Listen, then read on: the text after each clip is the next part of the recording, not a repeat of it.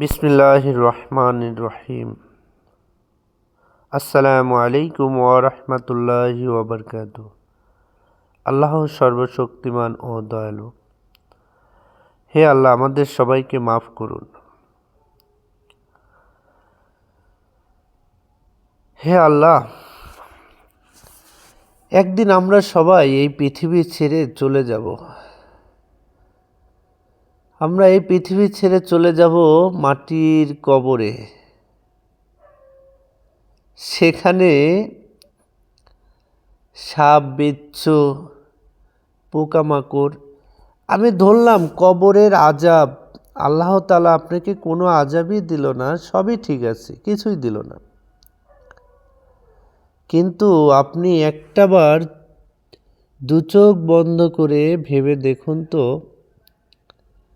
যে এই কবরের মধ্যে, এই মাটির মধ্যে, এই মাটির ঘরে কত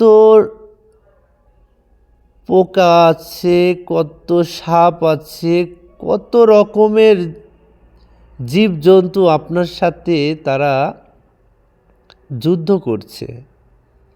আপনি ধরে নেন যে আপনাকে আল্লাহ তাআলা কোনো কিছুই করলো না, আপনার থেকে কোনো হিসাব চাইলো না, আপনাকে কোনো সাজা দিল না, কিচ্ছু করলো না।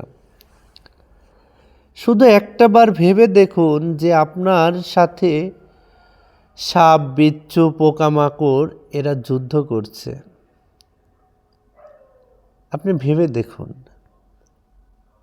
কেমনটা হবে সেই সময়। সেই যুদ্ধের মুহূর্তটা কেমন হবে একটাবার ভেবে দেখুন।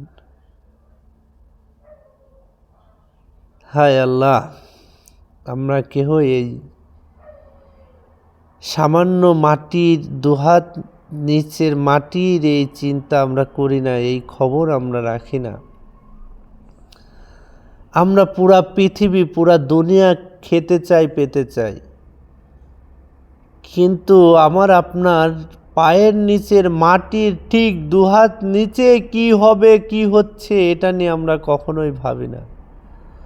আল্লাহ আমাদের মাফ করো।